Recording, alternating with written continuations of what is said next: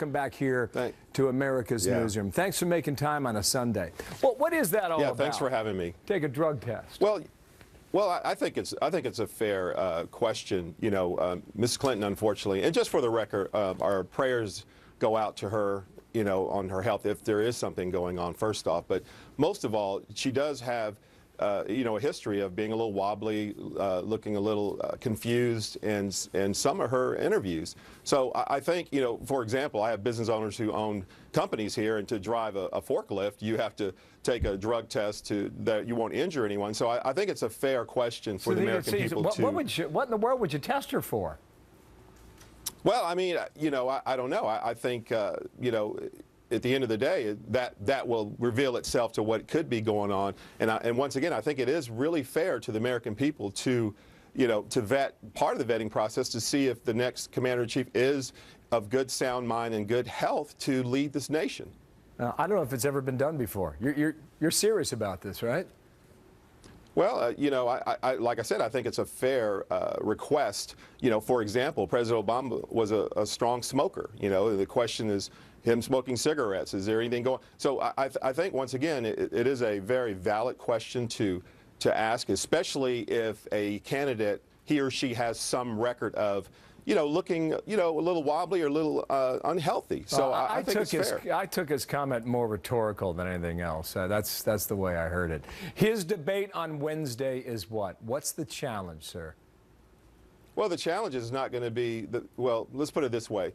Mr. Trump is the most exciting, most energetic person I've ever been around. Any candidate that I've been around in many, many years. You know, I look at Mr. Trump as a friend. He's extremely enthusiastic. He's going to bring that same enthusiasm this debate.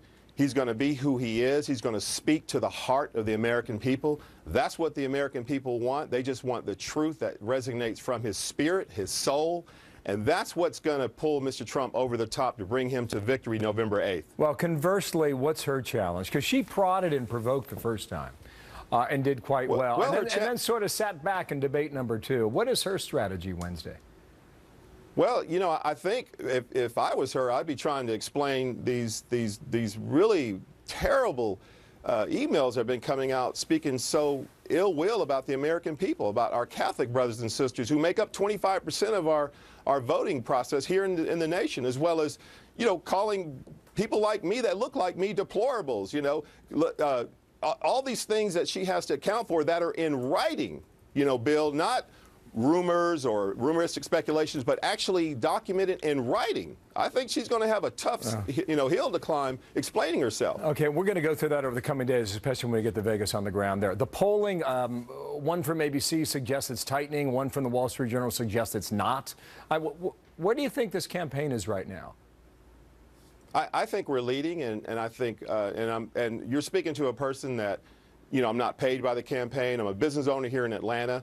You know, I'm very privileged to represent one of the largest diversity coalitions for a Republican candidate in the history of these United States of America, with 1 million strong, with a very strong, diverse group of African-American women, African-American pastors, Hispanic Americans, Filipino Americans, Haitian Americans. It's ndctrump.com. We're excited. We are energetic that Mr. Trump is speaking to a lot of our minority communities that haven't been spoken before, that wants to be a champion. So we're excited, Bill. We're so excited, and pumped up. This is going to be phenomenal. In Atlanta, as you live there, right. Do you believe Georgia is as tight as many Democrats would suggest it is this year in 2016? No, we are way, way ahead. We are doing very, very well. We're fine. We are engaged. Based on what? We are strong. And that's just not the fight song, Bill. That's the actual gospel of the truth. But based on what? Because I'm trying to read these polls and I'm trying to figure it out.